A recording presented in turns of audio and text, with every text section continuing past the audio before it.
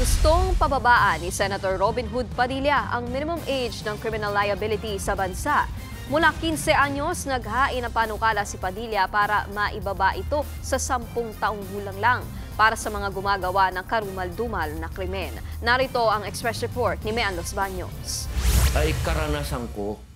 Sa kanyang privilege speech kanina, inisa-isa ni Senator Robin Hood Padilla ang ilang krimen nitong mga nakaraang buwan na ang mga sangkot ay mga minor de edad. Kaya paniwala niya napapanahon ng amyendahan ng RA 9344 o ang Juvenile Justice and Welfare Act of 2006. Sa Senate Bill 372 ni Padilla, pinabababa niya sa 10 taong gulang ang ituturing na juvenile offender mula sa kasalukuyang 15 anyos. Pero mananagot lang sila sa batas kung ang kanilang krimen ay heinous o karumal-dumal gaya ng pagpatay at rape. Hindi po ito para sa karaniwang paglabag, kung saan ang iiral pa rin ay ang kasalukuyang probisyon ng batas hinggil sa mga magkakasala na edad 15 hanggang 18 years old.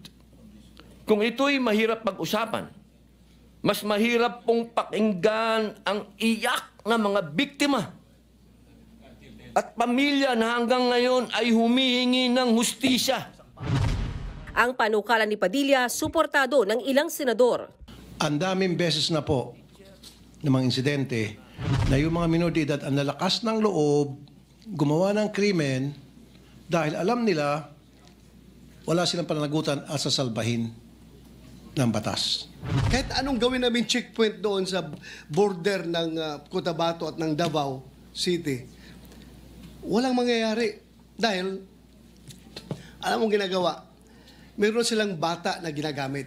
Ang bata, pinapasundo doon sa labas ng boundary, binigay yung cake, ha? Cake. Sa loob ng cake, nandun ang shabu.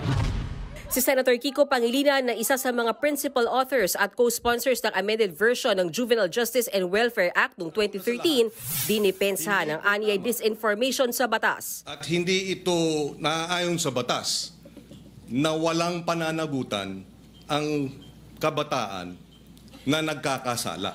Hindi rin tama na ang nagkasala sa batas na menor de edad ay dapat pakawalan. Hindi rin tama na kapag ikaw ay below 15 at up to 9 years old at ikaw ay nagkasala, ay dapat kang pakawalan.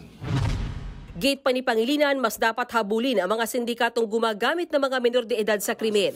Nakatakdang isa lang ang panukala sa Senate Committee on Justice and Human Rights para mas lalong mabusisi.